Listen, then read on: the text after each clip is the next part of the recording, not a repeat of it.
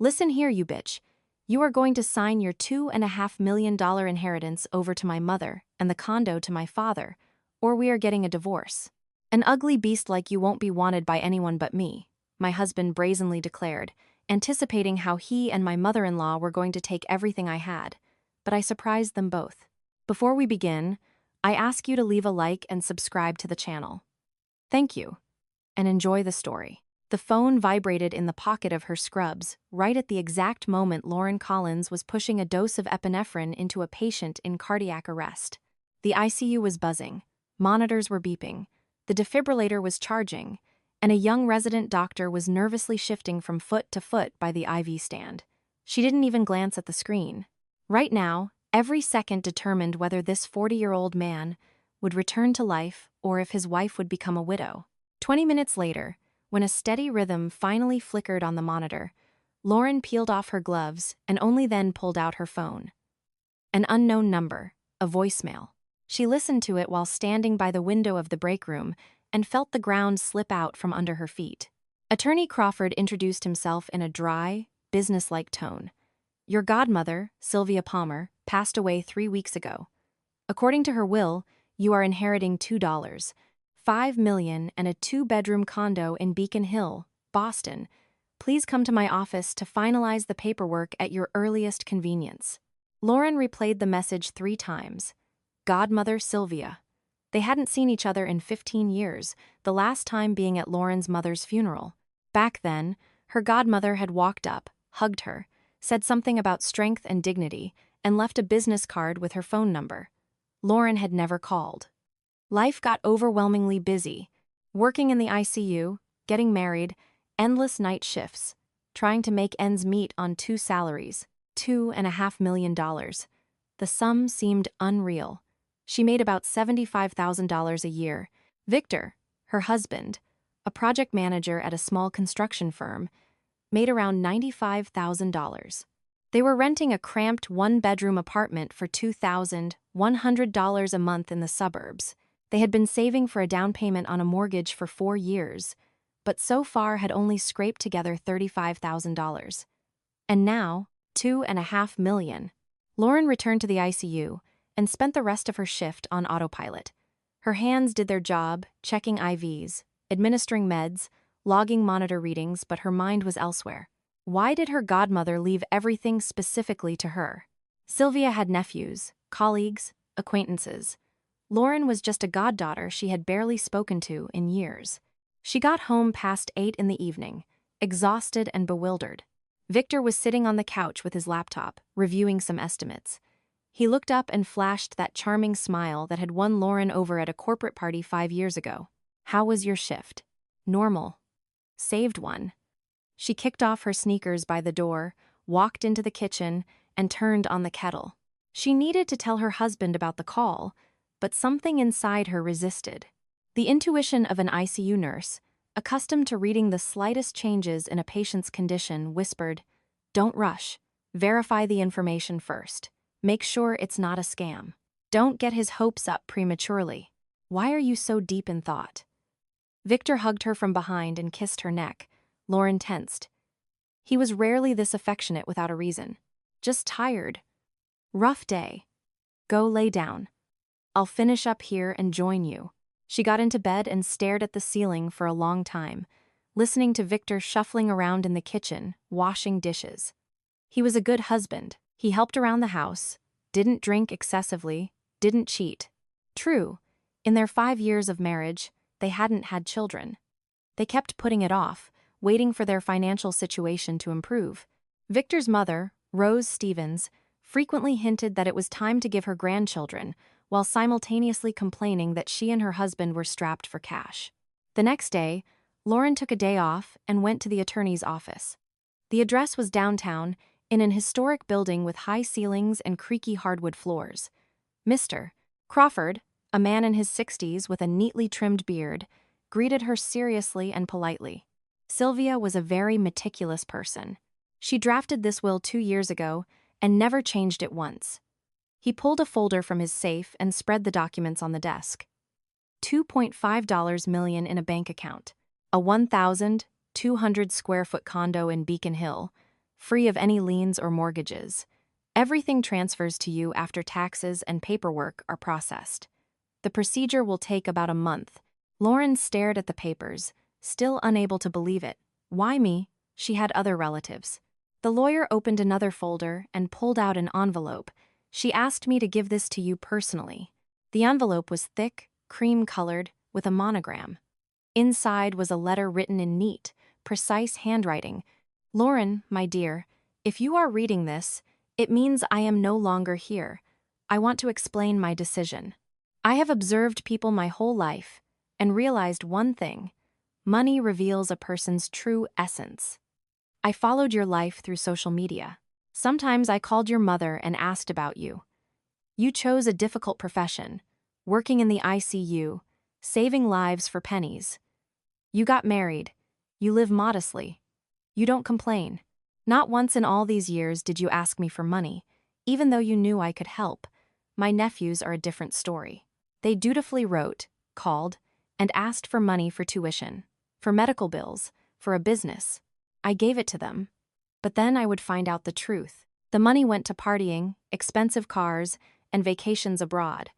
I am tired of feeding those leeches. You are different. You are strong, you know how to take a hit and not lose yourself.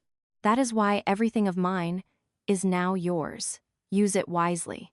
And remember, when a person comes into money, people immediately appear around them who want to manage it. Stay on your guard. Yours, Godmother Sylvia.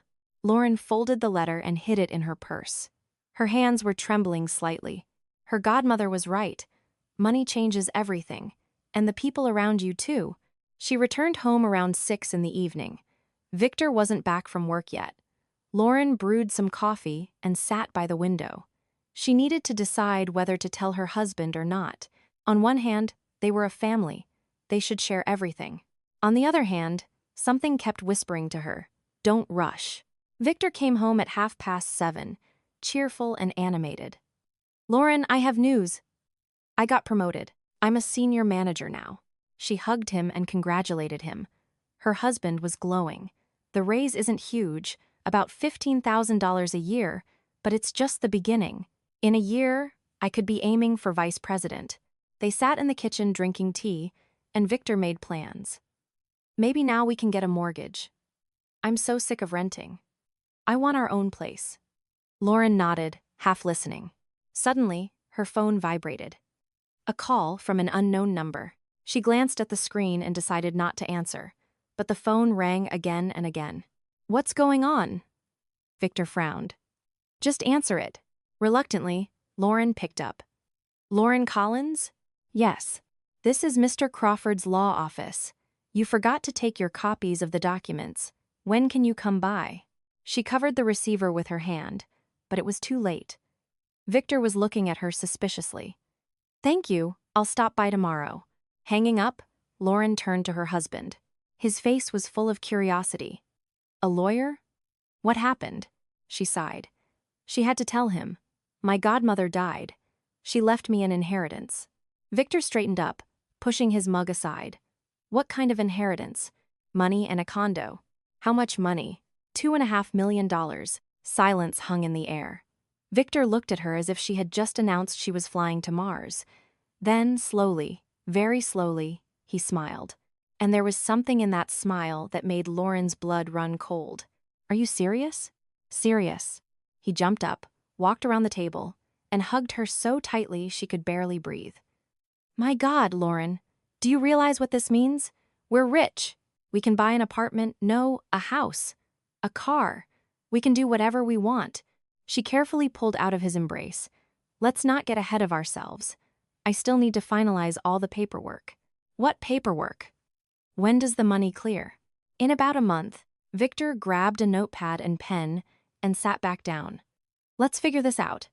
We'll get a nice house, 4 bedrooms minimum, so my parents have a place to stay when they visit. That'll easily be $1 million or more. I want a good car, a luxury SUV, maybe 80 grand, renovations for the house, another 200,000. Furniture." Lauren listened as he listed off the items, and with every passing second, a cold realization grew inside her. He was saying, "We will take We will buy, we need, not you. You don't decide, we do. Victor kept scribbling in the notepad, enthusiastically calculating. And we have to help my mom. She spent her whole life on my brother and me. It's time we took care of her. $500,000 should be enough to buy her a decent condo. She lives in that run-down complex right now. It's embarrassing. Lauren felt her chest tighten. He had already allocated more than half of the money in 10 minutes, without even once asking for her opinion. Victor, let's talk about this tomorrow. I'm tired. He looked up from the notepad in surprise. Why tomorrow? This is our future. We need to plan. We will plan, but not today.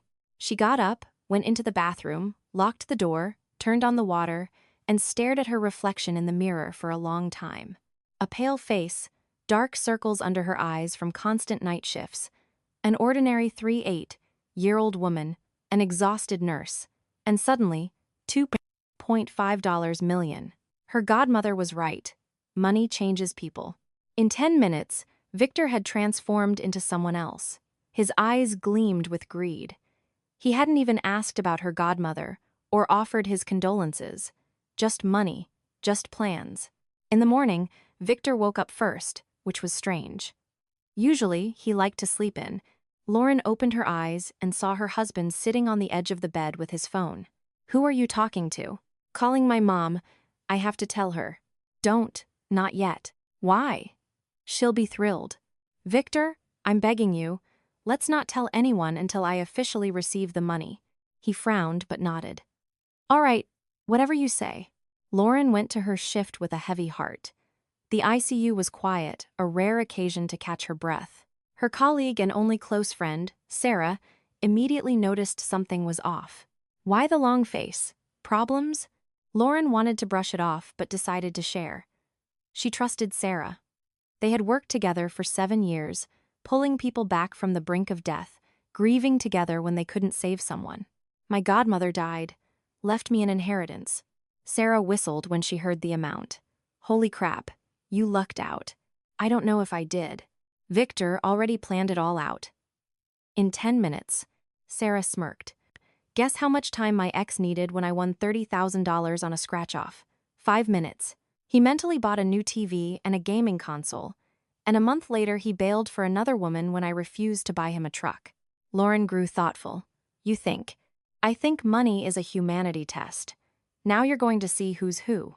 That evening, Lauren returned home to find Victor wasn't alone. Sitting in their small one-bedroom apartment was Rose, his mother, a stout 5-year-old woman with dyed red hair and a perpetually dissatisfied expression. She had despised Lauren from the day they met, believing her son could have found someone much better. Ah, and here is our hard-working daughter-in-law. Rose smiled, and that smile made Lauren deeply uncomfortable. Her mother-in-law never smiled at her. Good evening. Victor told me about your good fortune. Wow, what luck. Lauren shot her husband a meaningful glare. He guiltily looked away. Mom guessed it herself. I accidentally let it slip. Rose patted the sofa next to her.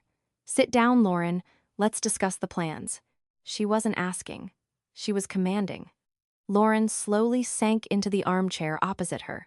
Here's what I think. You need a bigger place. You're young. You'll be having kids. I looked at a few options. There's a 4-bedroom in a new luxury development. $1.8 million. Expensive, sure, but a great layout. There will be a room for me, a master bedroom for you, a nursery, and a living room. Lauren felt her stomach drop. A room for you? Well, yes, I'll move in with you. Living in my complex is impossible. The neighbors are noisy.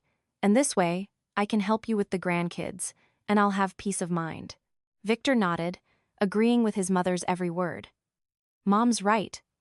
We need a bigger place. And it really is hard for her living alone. Lauren remained silent. They had already decided everything. Behind her back, without her participation, her money, her inheritance, yet for some reason, they were the ones deciding. Rose continued to expand on the topic. And you need a decent car. Victor taking Ubers is embarrassing, and I was thinking, maybe I could get a small car too. I know how to drive. I have a license. It would be convenient. Lauren stood up. "Excuse me, I need to rest." She went into the bathroom, turned on the shower, and stood under the hot water, trying to calm down. They thought she was a fool, that she would obediently nod and hand out money left and right. Her mother-in-law, who had treated her like a servant for 5 years, was suddenly affectionate. Her husband, who had never particularly cared about her opinion, suddenly wanted to discuss everything. When she came out, Rose had already left. Victor was sitting on the couch, looking pleased. "Mom is so great." She thought of everything. Lauren sat across from him. "Victor, it's my money." He blinked, not understanding. "Well, yeah, yours. And I will be the one managing it. We're a family. We should decide everything together." "Decide? Yes, but the final word is mine." Victor frowned. "Why are you getting mad? We're planning everything for our own good." "For whose good?"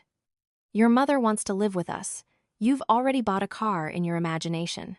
And nobody asked me what I want." He stood up, stepping closer. "Lauren, don't throw a tantrum. I get it, this is stressful, but let's be reasonable. The money needs to be invested properly. I will think about how to invest it myself." She went to sleep with her back turned to her husband. Victor tossed and turned for a long time, sighing, but she didn't react. The next day, while Lauren was at work, she received a call from Linda, Rose's friend. "Lauren, honey, congratulations on your incredible luck. Rose told me everything. We absolutely must meet up and discuss. I've got a friend who's a realtor. I can show you such amazing housing options." Lauren swallowed her irritation. "Thank you, but I'm busy." "Oh, come on, you can find 5 minutes. You won't be able to figure this out on your own." "I'll figure it out. Goodbye." Lauren hung up and realized it had begun. Rose had already blabbed to all her acquaintances about the inheritance. Now they would start calling, visiting, advising. Suddenly, everyone would become so caring. That evening, she browsed real estate listings online, checking prices.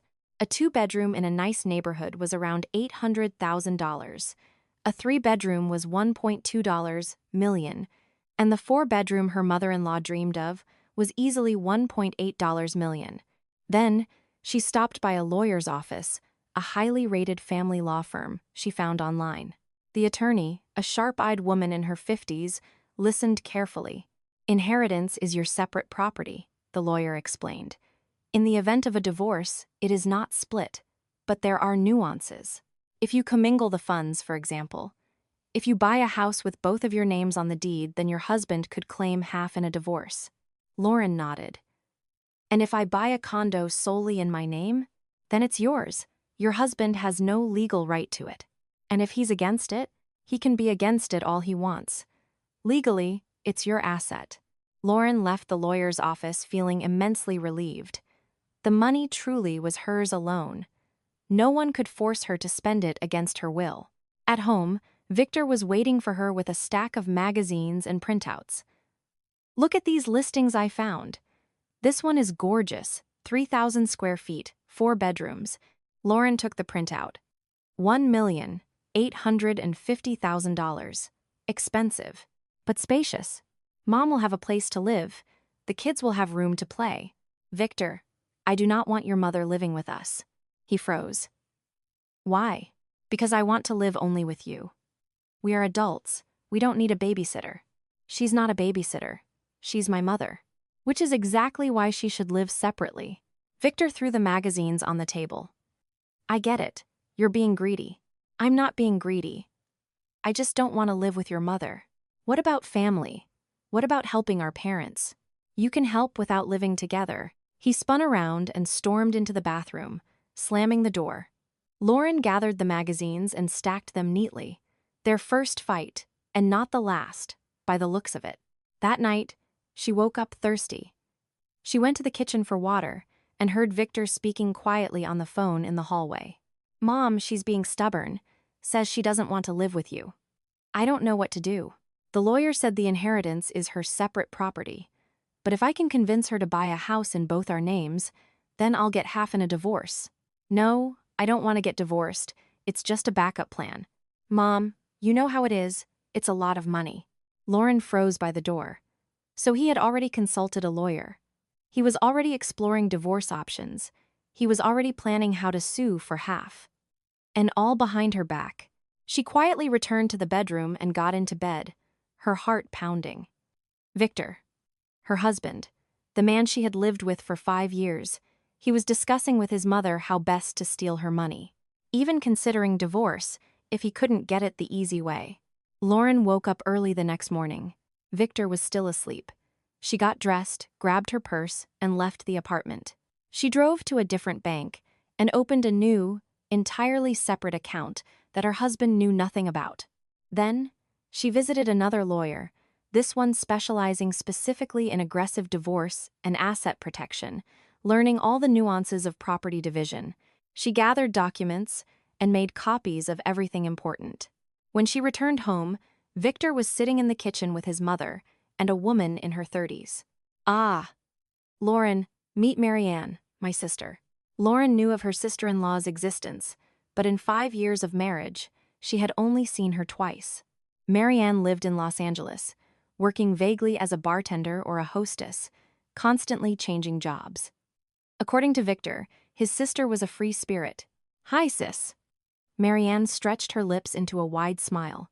"Heard about your lucky break. Good for you." Lauren greeted her cautiously. "I came to visit for a week. Got tired of LA, decided to see the family," Marianne said. A week turned into a permanent presence.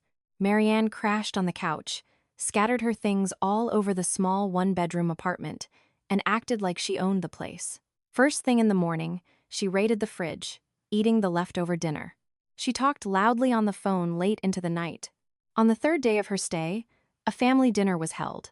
Rose brought salads, Victor bought a cake. They sat at the table, and Lauren felt like she was under interrogation. "Lauren, sweetie," her mother-in-law began.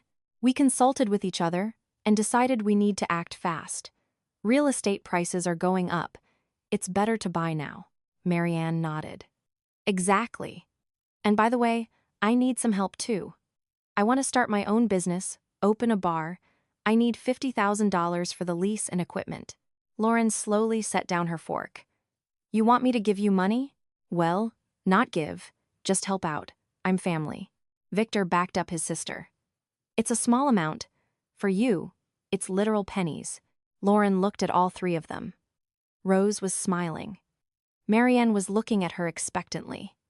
Victor was nodding encouragingly. "I'll think about it." "What's there to think about?" Marianne flared up. "You have millions, and you can't even help your own flesh and blood?" Lauren stood up. "Excuse me, I have a headache." She went into the bathroom, locked the door, and turned on the water. They had conspired. All 3 of them. They thought she would fold under the pressure, hand out the money, and be overjoyed that she helped the family. Over the next few days, Victor became more insistent. Every evening, he brought up the house, the car, helping his mother and sister. Lauren gave evasive answers, saying she was still thinking, but her husband's patience was wearing thin. "Why are you dragging your feet?" he asked one evening when they were alone. "Did the money clear yet?" "Not yet." "When?" "Soon." "Lauren, we have to finalize the house. I already booked a realtor for tomorrow. We're going to look at a few places." I didn't agree to that. I agreed, for the both of us. "Victor, it's my money. I will decide how to spend it." He sighed and rubbed the bridge of his nose. "We are a family. Or did you forget?" "I didn't forget, but that doesn't mean I have to do whatever you all want. We want what's best for both of us." "No, you want what's best for yourselves," Victor flared up. "What the hell are you talking about? I'm your husband, and what does that mean? That you have the right to manage my money? I have the right to participate in decisions that affect our family." "Participate?" "Yes, but I decide." He fell silent, staring at her in disbelief. "You've changed. You never used to be like this. I never had $2.5 million before, and I didn't know you could be like this." Lauren went into the bathroom, leaving him alone. She heard him call his mother, complaining that his wife was being stubborn. Rose said something, and Victor agreed. The next day, when Lauren got home from her shift, she found a printout inside Victor's work bag. A contract with a lawyer, a consultation regarding the division of assets in a divorce. It was dated a week before she even received the news about the inheritance. He knew. Somehow, he had found out about the inheritance beforehand and was preparing. Lauren took a picture of the document and put it back. Her hands shook with rage, so it had all been an act. All his joy, all his plans. He had been preparing to seize her money before she even knew she had it. That evening, she sat at her laptop and did some digging. She looked up the phone number of the lawyer on the contract. It was a high-end specialist in family disputes and asset division, an expensive one. Victor had spent a significant sum on that consultation. Then she found the text messages in his phone. He had left it charging in the bedroom. A thread with Rose. "Mom, I found out Sylvia died. She left everything to Lauren. We have to move fast. Son, the main thing is to convince her to buy a house together. Then if you divorce, you get half. I'll try. But she's stubborn. Not stubborn, just stupid. She thinks she's smart. We will break her down." Lauren read the messages and felt a cold fury rising within her. They were discussing her, planning how best to scam her, calling her stupid. And this was her husband and mother-in-law, people she had considered family. She put the phone back and closed her laptop. Everything was clear. This was war, and she was ready for it. The next day, Lauren transferred the funds from the inheritance account into the new one she had opened at a different bank. She made copies of all important documents and hid them at her friend Sarah's place. She consulted with 2 more lawyers. She found a short-term apartment rental near the hospital and arranged with the landlord to move in at a moment's notice. Everything was ready for her escape, but she wasn't planning to leave just yet. She wanted to see how far they would go, how brazen they would become. Victor came home looking pleased. "Lauren, tomorrow we're going to look at houses. I booked the realtor.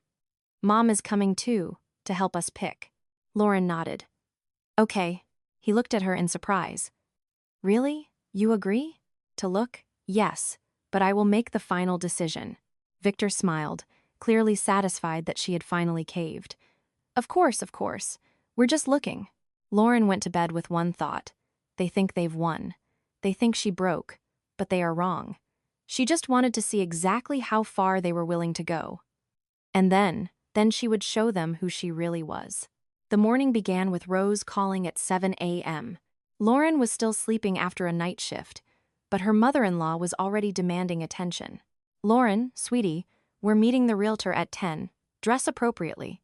This is a serious event." Lauren hit ignore, turned off her phone, and tried to go back to sleep. But 5 minutes later, the doorbell rang. Victor opened it and let his mother in. Rose marched into the bedroom and ripped open the curtains.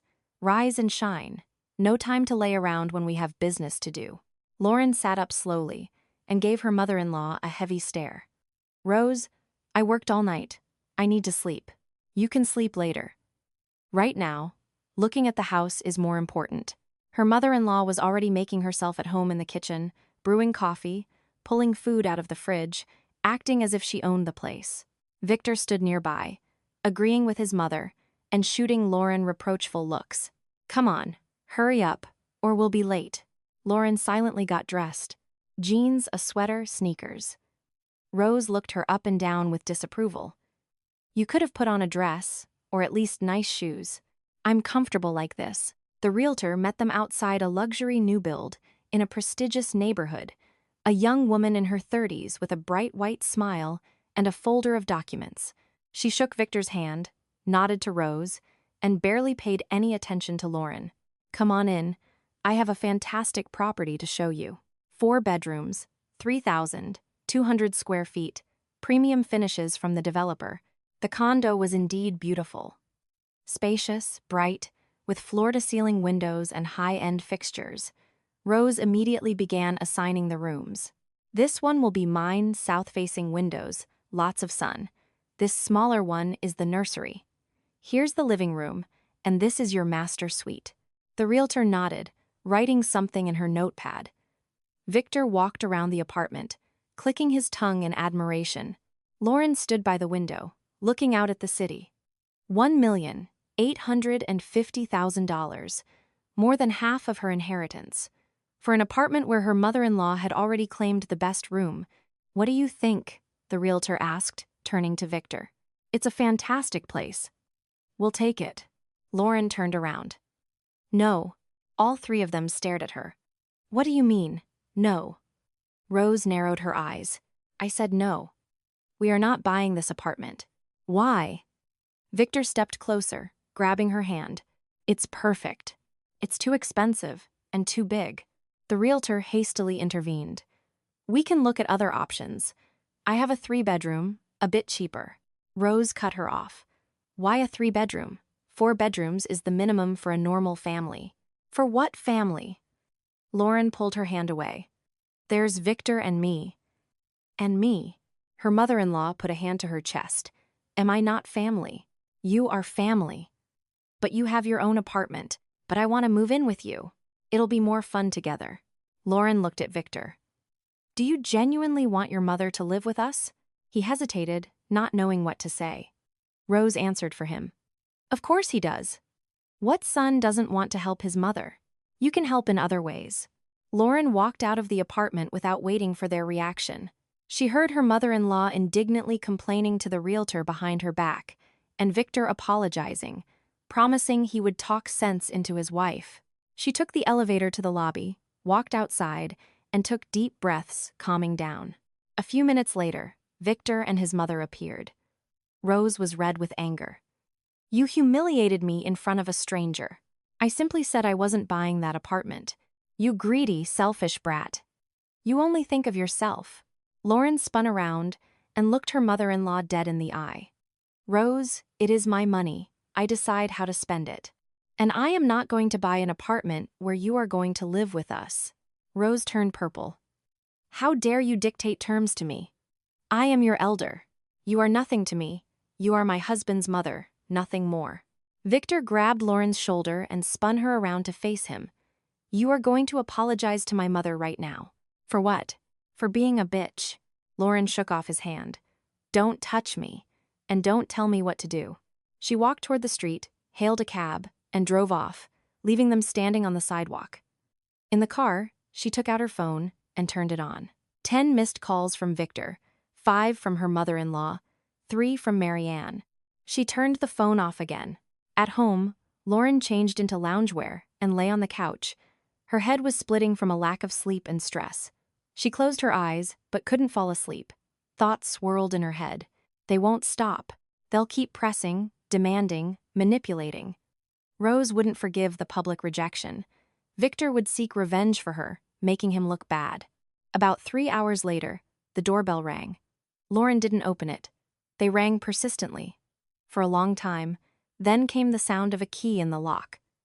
Victor walked in. Behind him were Rose and Marianne. "We need to talk," her husband said, marching into the living room.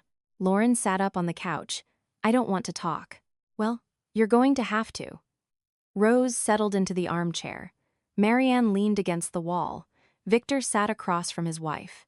"Lauren, you are acting irrationally. We are your family. We want to help you make the right decisions." "I am an adult. I make my own decisions." "Obviously, you make bad ones," Rose interjected. "Refusing a beautiful home, refusing to help your relatives." Marianne chimed in. "I just need $50,000. To you, that's literally nothing. And to me, it's a chance to start my own business." Lauren looked at them, one by one. "Do you truly believe I am just going to hand over my money to you?" "What? Is it hurting you?" Marianne sneered. "You're the only rich one here, and we're just supposed to suffer.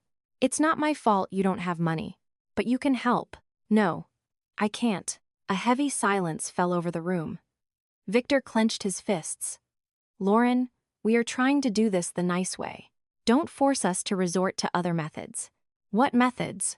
He didn't answer, just glared at her darkly. Rose stood up. "Fine. We'll see about that." All three of them left, slamming the door. Lauren was left alone. Her heart was pounding. The threat had been clear. They were going to play dirty. The next day, Lauren went to the bank. She wanted to check her account, to ensure everything was secure. The manager, a middle-aged woman, looked at the system and frowned. "Yesterday, your husband came in. He was trying to get information about the account. Lauren's blood ran cold. And what did you tell him? Nothing.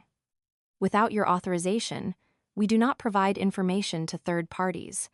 But he was very persistent, demanding we process a power of attorney.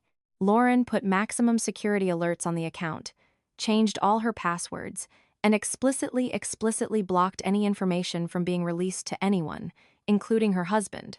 That evening, a massive fight erupted at home. Victor attacked her the second she walked through the door. Why did you go to the bank? I was checking my account. And why did you try to access it? It's my account too, my money. I am your husband. I have a right to know. You have no right. Victor grabbed her arm, squeezing hard. Are you completely insane? You think I'm going to let you boss me around? Lauren ripped her arm away and stepped back. Do not touch me. Never touch me again. Or else. Or else what? You'll divorce me? He sneered. Go ahead. File for divorce. I'll sue for half the apartment and alimony.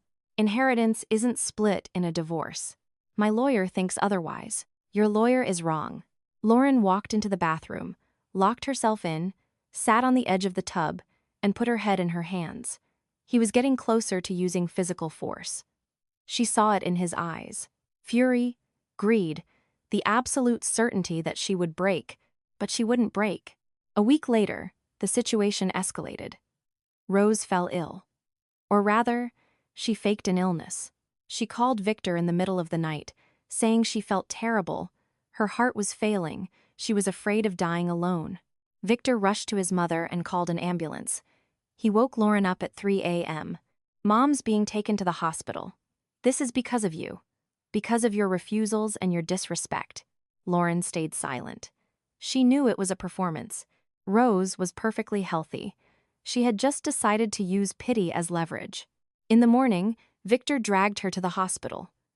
Her mother-in-law lay in a hospital bed, pale, with an IV in her arm. Marianne sat nearby, playing the role of the devoted daughter. Ah, Lauren, sweetie. Rose weakly lifted a hand. I'm so glad you came. I thought I'd never see you again. Victor stood behind his wife, putting his hands on her shoulders. Mom is very sick. The doctors say she needs peace. New stress. Lauren silently looked at her mother-in-law. Rose closed her eyes and groaned for dramatic effect. I'm so afraid of dying alone.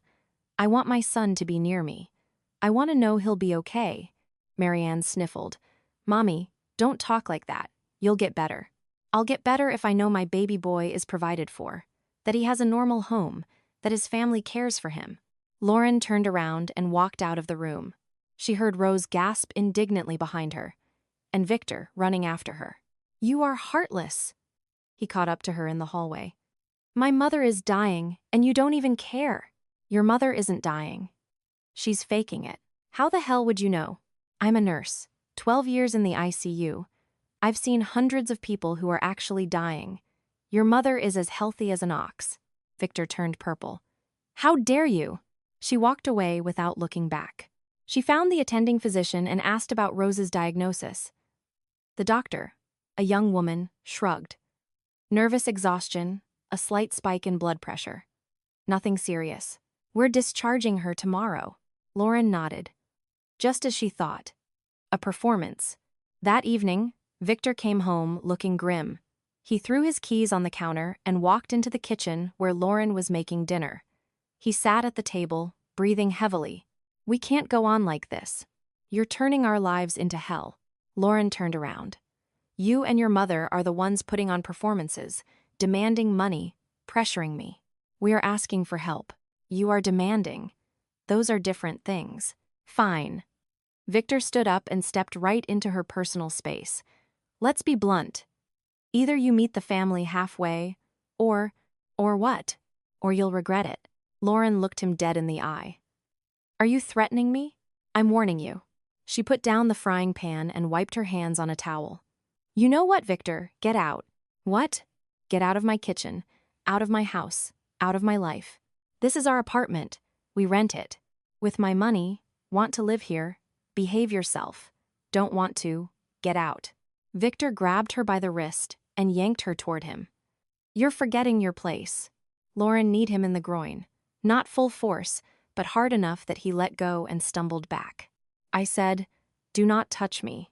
She walked into the bedroom, grabbed her go bag, her documents, and her phone. Victor was sitting on the floor, clutching his stomach, glaring at her with hatred. "You'll regret this. Just wait." Lauren left the apartment and never went back. She drove to the short-term rental she had lined up in advance.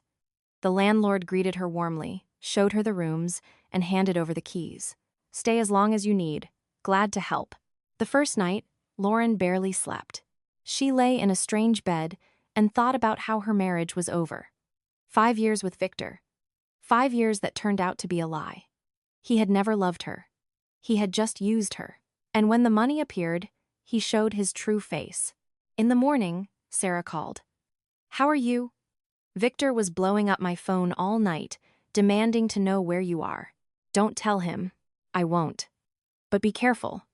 He sounded dangerous. "I will be." Lauren went to her attorney and filed for divorce. The lawyer, the same woman with the sharp eyes, nodded approvingly. "The right decision. The faster we file, the better. He's going to fight it. Let him. The law is on your side." 2 days later, Victor was served with the papers. He called Lauren from an unknown number, screaming into the phone that he would destroy her, that she would be left with nothing. Lauren calmly listened to his tirade and hung up. Then Rose called. "Lauren, sweetie, don't get a divorce. We can discuss this." "Maybe I was a little hasty." "It's too late." "But we're family." "No, you are strangers to me." Lauren hung up and stopped answering calls. She changed her phone number. She warned hospital security that if her husband showed up, he was not to be let in. A week passed. A quiet, peaceful week. Lauren worked, came back to her rented apartment, read, watched shows, and enjoyed the silence and freedom. And then Victor called from a new, unknown number. His voice was calm, almost affectionate. "Lauren, we need to meet, to discuss the terms of the divorce. I have a lawyer. Discuss it with her. I want to talk to you personally. No lawyers, no fighting, just as human beings." She thought about it. On one hand, meeting him was risky. On the other hand, she wasn't afraid of Victor. She knew he was a coward. He would threaten, but he wouldn't dare commit actual violence in public. Fine. At a coffee shop. Somewhere crowded. They met at a cafe on the ground floor of a busy mall. Victor came alone, looking tired and disheveled. He sat across from her. She ordered a cappuccino. "I'm listening." He sighed and rubbed his face with his hands. "Lauren, I know I was wrong. I lost my temper. My mom was pressuring me. My sister was whining. I lost my head. And now what? Let's start over. I promise. No more pressure. No more demands. You decide how to spend the money." Lauren took a sip of her coffee and looked into his eyes. "I don't believe you. I'm serious." "No. You just want me to come back, to withdraw the divorce papers, and then it'll all happen again." Victor leaned closer. "I love you." "No, you love my money." He leaned back in his chair, his face hardened. "Fine. Then do whatever you want. But keep this in mind. I will find a way to get what's mine. It's worth a try." Victor stood up, threw a few dollars on the table for the coffee, and walked away. Lauren watched him go. So, there would be no peaceful agreement. It was going to be a war. And it began. Victor hired a lawyer, an expensive, aggressive one. He filed a countersuit, demanding compensation for emotional distress, half the value of the Beacon Hill condo, and a portion of the liquid funds. Lauren's attorney just laughed when she read the filing. "These are ridiculous demands. The inheritance is your sole property. No judge in this state will award him a single cent. But he's trying, of course. He's hoping you'll get scared and agree to a settlement. Toss him a couple $100,000 just to make him go away." Lauren pressed her lips together. "He won't get a damn thing. That's the spirit." The court date was set for a month away. In the meantime, Lauren lived her life. She went to work, saved lives in the ICU, came home, and thought about her future. She handled the money wisely. She bought a nice, modest one-bedroom condo in a good neighborhood. Not overly expensive, but cozy. She put the title solely in her name. She put a large chunk into high-yield accounts and left the rest accessible. No luxury, no flashy millionaire lifestyle. Just a normal, peaceful existence. But one evening, as Lauren was coming home from work, Victor intercepted her. He was waiting by the entrance to her building, nervously smoking. "We need to talk. We have nothing to talk about. Mom is doing really bad. A real stroke this time. She's in the ICU." Lauren froze. "When?" "3 days ago. She needs intensive rehab. It's incredibly expensive. I don't have that kind of money. And you want me to pay for it?" Victor nodded. "I know we ended things badly, but she's still my mother. Please help." Lauren thought it over. On one hand, Rose was a vile woman who had poisoned her life. On the other hand, Lauren was a nurse. She had taken an oath to help people. Which hospital? Victor gave her the address. Lauren went there the next day, found the attending physician, and spoke with him. It turned out, yes, Rose Stevens had genuinely suffered a stroke, a massive one, paralyzed on her entire left side. She didn't need surgery, but she needed long-term care and rehabilitation. How much does it cost? The doctor gave her a number, $75,000 for 3 months at an inpatient rehab facility. Lauren thought about it, then said, "I will pay for it, but on the condition that after rehab, Rose will never bother me again." Victor, sitting nearby, nodded vigorously. Of course, thank you." She paid for the treatment directly to the facility and signed the contract. Rose was transferred there a week later. And another week later, something happened that Lauren hadn't anticipated. Rose was discharged from the facility not to her own home, but to Victor's, the apartment they used to rent together. And Victor called Lauren. "I need help. Mom can't take care of herself. I need to hire a full-time caregiver, but I have no money. I paid for the rehab." She refused to stay there. She said she wanted to go home. "That is your problem. Lauren, please. I can't handle this alone. Hire a caregiver. I don't have the money. Then take care of her yourself." She hung up, but an hour later, Marianne called. "Listen, Mom is bedridden. My brother can't handle this by himself. Help out a little." "Why should I? You're rich." "That is not a reason." "Fine. You'll regret it." Lauren turned off her phone, but she sensed something brewing. They weren't going to leave her alone. And they didn't. 3 days later, Victor lured her into a trap. He called from an unknown number and said he wanted to give her the rest of her belongings, her winter coats that were still in the old apartment. Lauren went to pick them up, walked into the apartment, and realized her mistake. Victor was there. Marianne was there. Victor's father, Peter, a quiet man in his 70s, was there. And lying in the bed in the bedroom was Rose. "What is going on?" Lauren asked. Victor locked the door behind her and pocketed the key. "We need to talk. A serious talk. Open the door. Right now. We talk first." Lauren pulled out her phone. Victor snatched it out of her hands and threw it onto the sofa. "No calling anyone. Just listen." She looked around. Marianne was blocking the doorway to the bedroom. Peter was sitting in the kitchen. All three were looking at her expectantly. "Mom is staying here," Victor said. "You are going to take care of her." Lauren scoffed. "Why would you think that? You're her daughter-in-law. It's your duty. We are getting a divorce. She is nothing to me. The divorce isn't finalized yet. Which means you are still my wife, and you will help this family." From the bedroom came a weak voice. "Lauren, come here." Reluctantly, Lauren stepped into the bedroom. Her mother-in-law lay on the bed, covered with a blanket. The left side of her face was drooping. Her left arm lay motionless over the covers. "Help me. I'm sick. You need a professional caregiver. I need you." Lauren turned toward the front door, but Victor was blocking it. "You are staying here. You will take care of Mom until she gets better. And if I refuse, then we'll find a way to convince you." Lauren looked at him for a long, hard moment. Then she said calmly, "You have 10 seconds to let me out, or I will scream for the police." "You don't have a phone," Victor smirked. "I have my lungs. I will scream until the neighbors hear." They looked at each other. Peter stood up from the kitchen table. "Let her go. We don't need trouble with the cops." Victor reluctantly stepped away from the door. Lauren walked past him, picked up her phone from the couch, and headed for the exit. At the threshold, she turned around. "If you ever try to hold me against my will again, I am filing charges for false imprisonment." "We're family," Marianne yelled. "Don't you get it?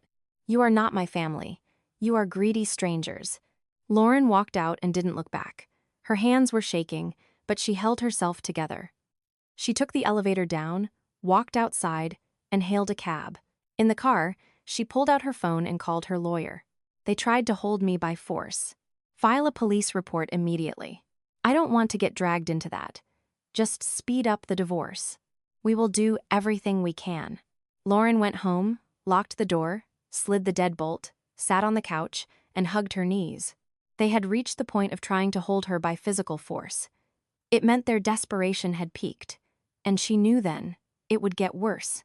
They wouldn't stop. They would push, threaten, try to break her, but she wouldn't break. Because she wasn't the quiet, compliant woman they were used to bossing around. She was strong. She had worked in the ICU, looked death in the eye hundreds of times. She had learned not to be afraid, and Victor and his pathetic family didn't scare her. The next day, Lauren went to the police station. Not to file a formal report, just to consult. The desk officer listened and nodded. "If there are any more threats or attempts at violence, call 911 immediately, and we will put it on record." Lauren thanked him and left. Now she knew the law was firmly on her side. Another week passed. Quiet, peaceful. No one called, no one came by. Lauren almost relaxed, thinking they had finally backed off. But it was the calm before the storm. And then the unpredictable happened. Rose was taken to the hospital again. A second stroke, much more severe. This time, she didn't get up. She was discharged 2 weeks later, completely paralyzed, unable to move without assistance. Her entire left side was dead meat, her speech severely impaired, but her mind was clear. The doctors said she needed round-the-clock care, feeding, hygiene, turning every 2 hours to prevent bed sores, changing adult diapers. Victor called Lauren late at night. His voice was exhausted, almost begging. "They're discharging her the day after tomorrow. I have nowhere to put her. Facilities are expensive, and a private nurse is $6,000 a month. I don't have that kind of money." Lauren stood by the window, looking at the city lights. Somewhere, deep inside, pity stirred. After all, Rose was a living human being, an old, sick woman. "I can pay for a caregiver for 3 months. I need more than that. The doctors say she might be like this forever. Then put her in a nursing home. She refuses. She screams and cries. Victor, that is not my problem. But you're a nurse. You have experience.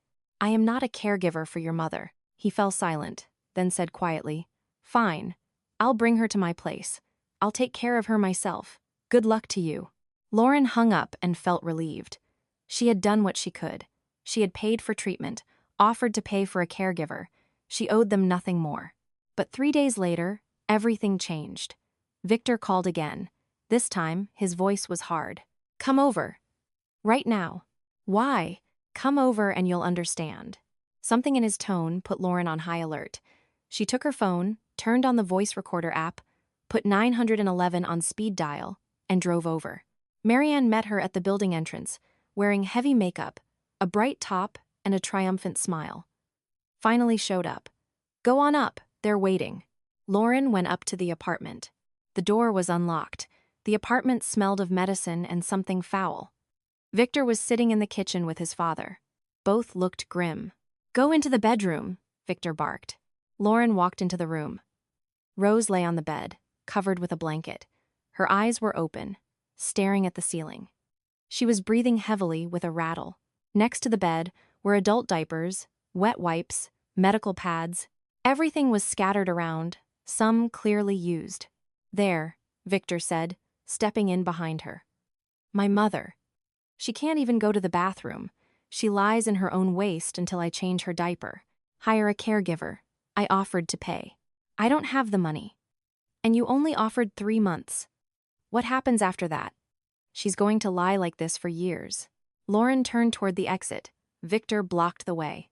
"You are staying here. You are going to take care of her." "No." "Yes. You are staying. You have no choice." Marianne and Peter walked into the room. positioning themselves to block the door. "We discussed it," Marianne said. "You're going to live here and take care of Mom." "On what grounds?" "Because you have money and experience. And it's your duty as a daughter-in-law. I am divorcing your brother. I owe you nothing." "The divorce isn't final." Victor stepped closer. "That means you are my wife, and you will do what I say." Lauren felt anger boiling inside her, but she kept her composure. "Let me out. We talk first." "There is nothing to talk about." Victor grabbed her arm and spun her around to face the bed. "Look at her. This is my mother, the woman who gave birth to me. She is lying in shit because I don't have the money for proper care, while you have millions, and you refuse to help?" Lauren ripped her arm away. "I offered help. You refused. Your help wasn't enough. Then that is your problem." She tried to walk to the door. Marianne shoved her back. "Stop. Where do you think you're going? Get out of my way." "I won't. You're staying right here until you agree to help." Lauren pulled out her phone. Victor smacked it out of her hand. The phone hit the floor, the screen cracking. "No calls. You're going to sit here and listen." Marianne picked up the phone and shoved it into her pocket. "There. Much better." They forced Lauren into a chair. Victor sat across from her. Marianne and Peter stood nearby. "Listen carefully," Victor began. "Here are our terms. You come here every single day and take care of Mom. You feed her, wash her, change her diapers, do whatever is necessary. I should be so grateful. In exchange, we will drop the countersuit. We won't demand alimony or half the property. We get a quiet divorce." Lauren smirked. "You won't get anything anyway. Inheritance isn't split. My lawyer thinks differently. He says he can prove you commingled funds into marital assets. I haven't commingled a single cent." "Prove it." Marianne leaned in closer. "And we can also tell everyone what a cold bitch you are, abandoning your sick mother-in-law, refusing to help the family. Let's see how they look at you at the hospital." Lauren remained silent. They thought they had intimidated her. They thought she would break. "Fine," she said calmly. "I'll think about it." Victor relaxed. "Good girl. You start tomorrow?" "I will think about it," she repeated. "Give me some time." "How much time?" "A week. 3 days. No more." "Fine. 3 days." They gave her back her phone. The screen was cracked, but it still worked. Lauren walked out of the apartment and took a cab home. In the car, she checked the voice recorder app. Everything had been captured. The threats, the blackmail, the physical intimidation. Once home, she emailed the audio file to her lawyer. The attorney called her back within half an hour. "This is extortion and kidnapping. You can file charges right now." "I will. But later." "Why later?" "I want to see what else they come up with." "Be extremely careful, Lauren." "I will be." Lauren spent the next 3 days in peace. She went to work, came home. Victor didn't call or text. Evidently, he was waiting for her to reach out first. On the evening of the 3rd day, the doorbell rang.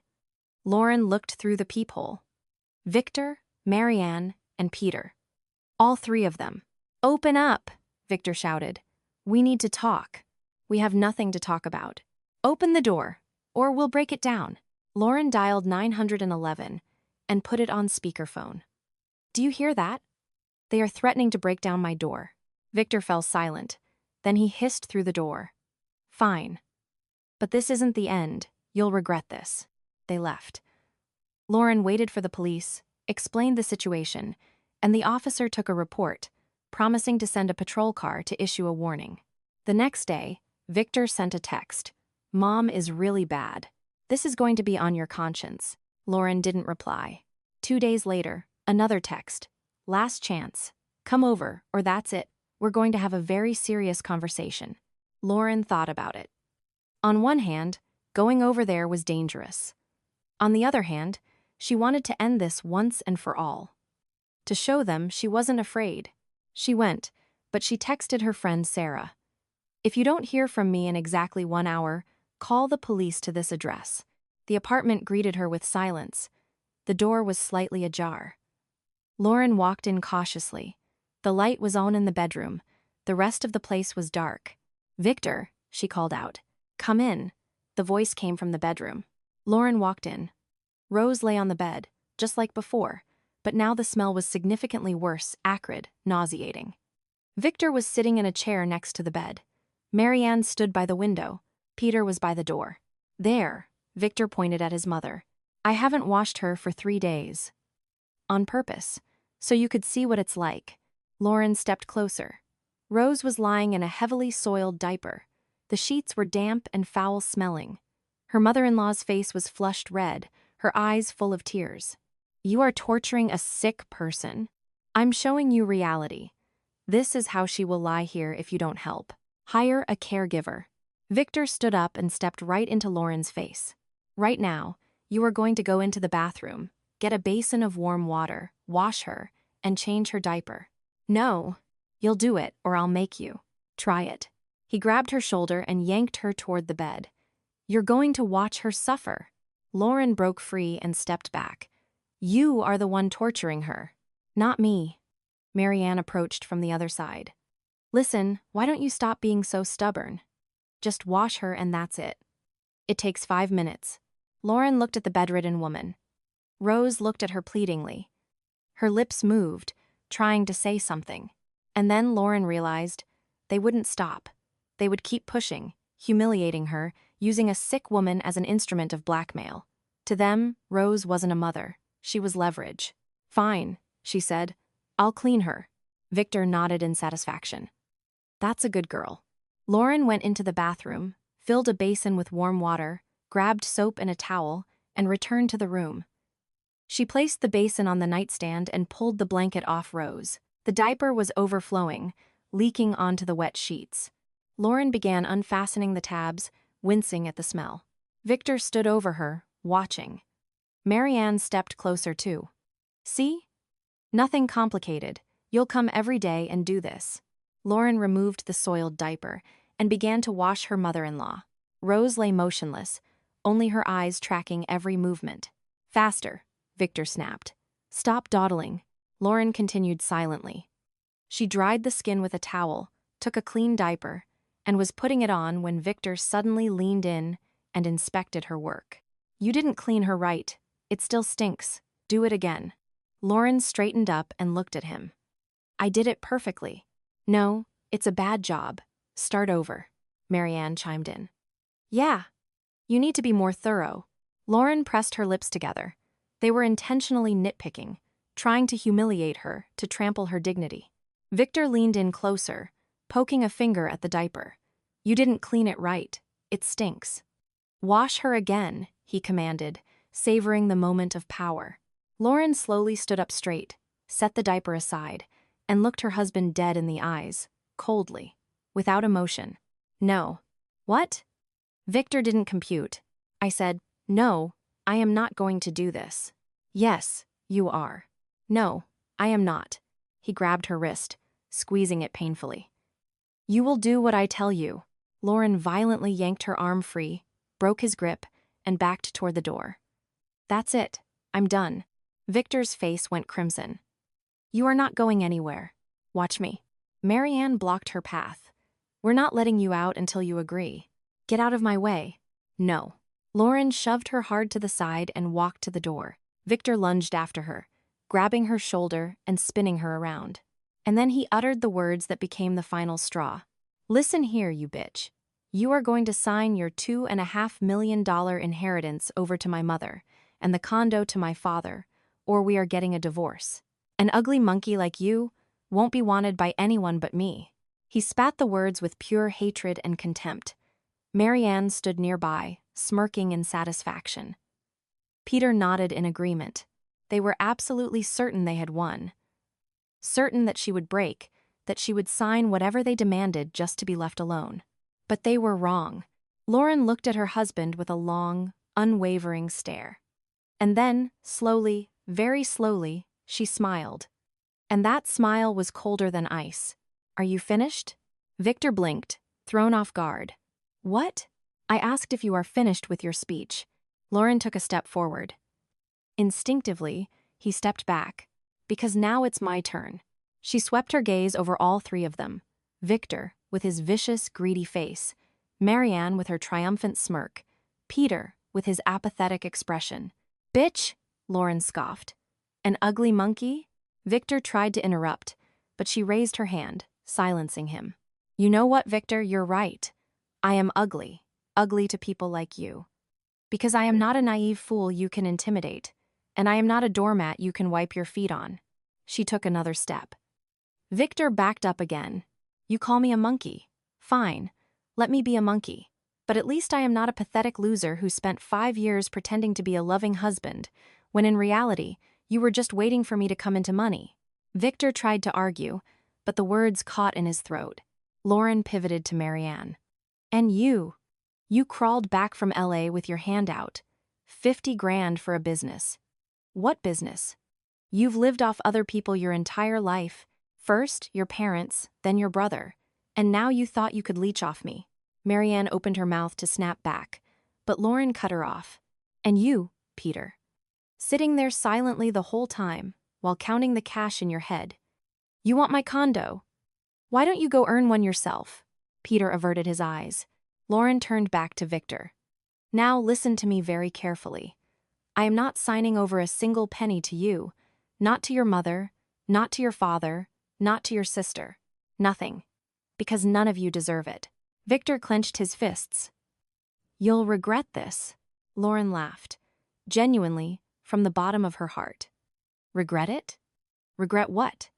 Excising a bunch of parasites from my life? No, Victor.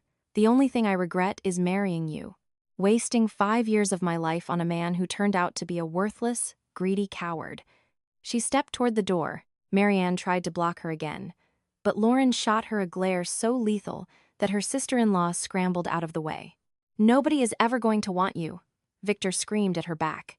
You're going to die alone. Lauren turned around on the threshold. Alone. Wonderful. Better to be alone than with you.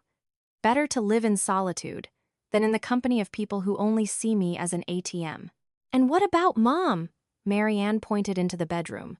She's going to die without care. Hire a caregiver with your own money. We don't have any money. That is your problem, not mine. Lauren walked out of the apartment and headed downstairs. Behind her, she could hear Victor screaming something, Marianne screeching, but she didn't look back. Out on the street, she pulled out her phone and called Sarah. Everything's fine. I'm free. What happened? I'll tell you later. The main thing is, I'm never going back to them. At home, Lauren took a shower, changed into comfortable clothes, and sat by the window with a cup of tea, just watching the city skyline. Inside, it was completely quiet. For the first time in a long time, she felt true peace. She had done it. She had told them to go to hell without cursing, without hysterics, just calmly and firmly putting them in their place. An hour later, Victor's lawyer called, offering to meet to discuss a divorce settlement. Lauren refused. All communication goes through my attorney. My client is prepared to make concessions. I don't need his concessions. Divorce. No payouts on my end, no alimony, period. This conversation is over. The court date took place 3 weeks later. Victor showed up with his lawyer, trying to argue his case, demanding compensation, half the condo, part of the money. The judge listened, reviewed the documents, and issued the ruling. Divorce granted. All inherited assets remained the sole, separate property of Lauren Collins. No compensation. Victor walked away with absolutely nothing. He tried to argue, but the judge was unyielding. Inheritance is separate property. It is not subject to division. The ruling is final. Victor stormed out of the courtroom, pale and furious, shooting Lauren a look of pure hatred. You'll regret this. Everyone will know what you are. Tell whoever you want. I don't care. He turned and left. Marianne ran after him, shouting something at Lauren's back, but Lauren wasn't listening.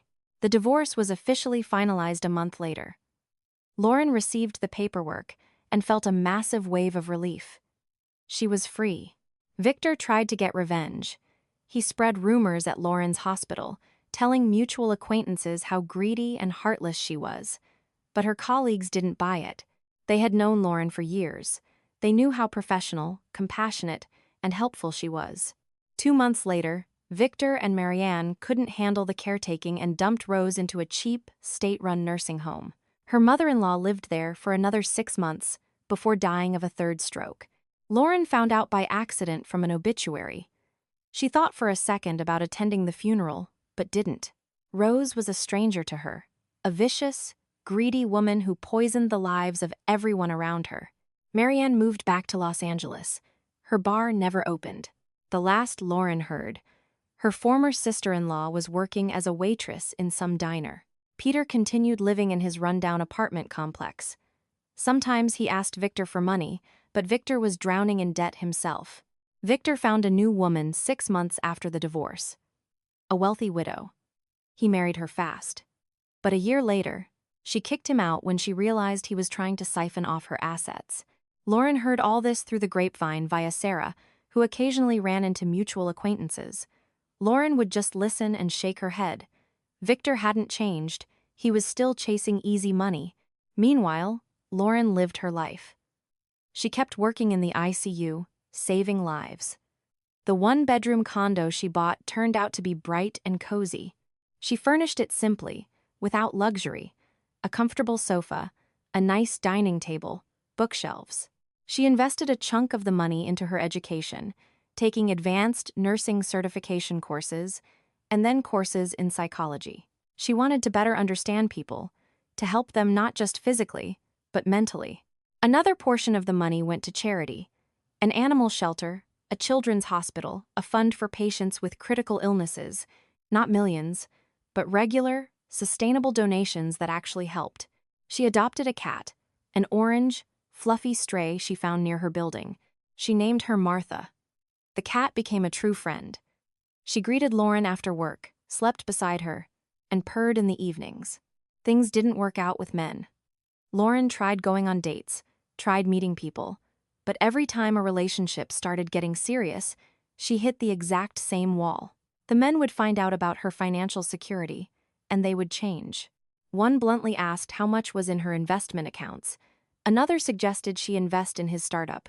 A third hinted it would be nice to buy a bigger house together. Lauren cut ties immediately. She had no desire to repeat the Victor experience. Eventually, she decided, enough. She didn't need a man if they only saw dollar signs when they looked at her. Better to be alone, but free. Her colleagues were surprised. Such a great woman, hardworking, and single. They offered to set her up. Lauren politely declined. Sarah asked her directly one day, "Do you really never want to get married again?" "I don't know. Maybe someday I'll meet someone who loves me. Not my bank account. But for now, I'm perfectly happy." And it was the truth. Lauren was happy. She lived for herself, worked hard, traveled on her vacations, read books, went to the theater. Sometimes, in the evenings, she sat by the window and thought about the past. About Victor, who turned out to be a fraud. About Rose, who, even while paralyzed, continued to manipulate her son. About Marianne with her endless demands. And every time, she came to the exact same conclusion: she had done the right thing. Yes, she was alone. Yes, some people probably thought she was cold. Yes, her romantic life hadn't worked out. But she was free. Free from toxic people, from manipulation, from constant pressure. She could live exactly how she wanted, spend her money on what she deemed important, and make her own decisions. And that was worth more than any relationship built on lies and greed. 2 years passed since the divorce. Lauren was walking home from work, exhausted after a grueling shift. Near the entrance to her building, she bumped into a neighbor, an older woman who loved to gossip. "Did you hear? Your ex-husband got married again. For the 3rd time. To some young girl this time. They say she owns a townhouse downtown." Lauren nodded. "I wish them happiness." "Oh, what happiness? He's just a gold digger. That is his problem." She took the elevator up to her condo, changed her clothes, fed the cat, and sat on the couch with a book.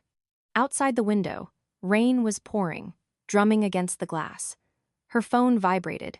A text from an unknown number. "It's Victor. Can we meet? I want to talk." Lauren looked at the screen, deleted the message, and blocked the number. Martha the cat jumped onto her lap and curled into a ball. Lauren petted her and smiled. No, Victor. She didn't need talks. She didn't need explanations. He belonged in the past, and she was living in the present. She opened her book and immersed herself in reading. Outside, the rain continued to fall. Somewhere out there in the city, Victor was hatching new schemes, hunting for new money. But Lauren was home, in her own condo, bought with her own money, with her cat, her book, and her cup of tea. Alone, but happy, because she had learned the most important lesson: to value herself, to never allow herself to be used, to never tolerate humiliation, and to never fear being alone if the alternative was being surrounded by people who cause pain. Godmother Sylvia had been absolutely right. Money shows people's true faces. Victor and his family had shown theirs: greedy, vicious, ready to trample anyone for a payout. And Lauren had shown hers: strong, independent, and free. And she was proud of it. The years went on. Lauren continued to work in the ICU. She saved hundreds of lives, received awards and commendations, and became one of the most respected charge nurses in the hospital. The money didn't run out. She managed it wisely, invested it smartly, and helped those who truly needed it, not entitled relatives who demanded it, but strangers who were genuinely grateful. Her romantic life never quite materialized. There were a few brief romances, but nothing serious. Men were either intimidated by her independence or ultimately just wanted access to her accounts. Lauren stopped searching. She decided that if fate sent someone her way, great. If not, that was fine too. She had learned how to be perfectly happy on her own. This was her choice, her life, her freedom, and no one could ever take that away from her.